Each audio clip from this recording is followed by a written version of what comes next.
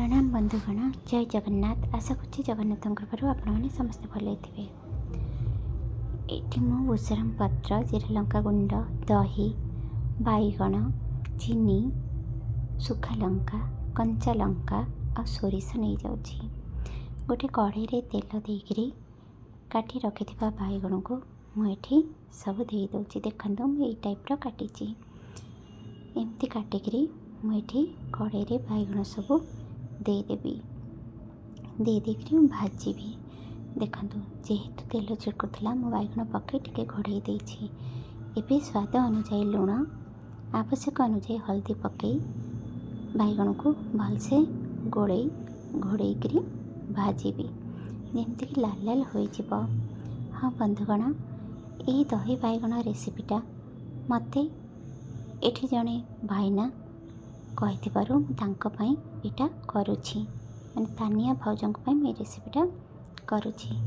गोटे बड़ पात्र रे दही मुठी गोटे गिना नहीं माने गोटे बाउल में दही नहीं और ताधरे मुठी 6 ରୁ 7 चम्मच चीनी नहीं और जीरा लंका गुंड पकई आपको मु भलसे गोले नौछि जेमती कि चीनीटा आमर दही पूरा मिसीज।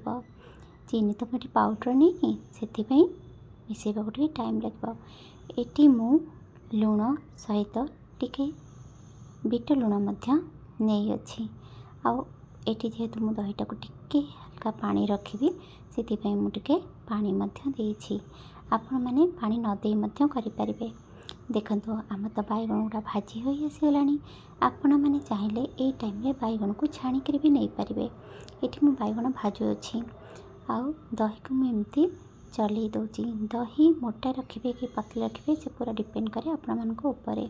देखो बैगण तो आम भाजी हो आसीगला। एबे आसतु बैगण ठंडा हो गला दही आम बैगण को देदबा। देखो मुझे गोटे गोटे सब बैगण दही रे दे दूची।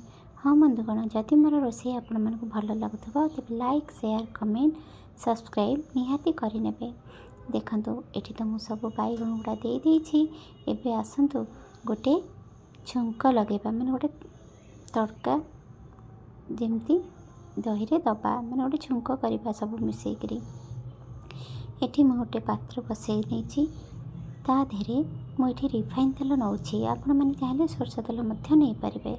ये मुझे रिफाइन तेल नहीं जाइए। रिफाइन तेल रे कंचा लंका और सुखा लंका छिड़ेक एमती दे देछि।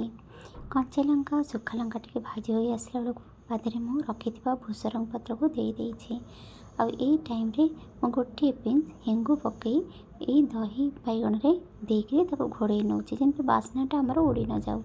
देखो बंधुगण केते भल लगुछि, खाइबाकु बहुत भल लगुथिला। जय जगन्नाथ।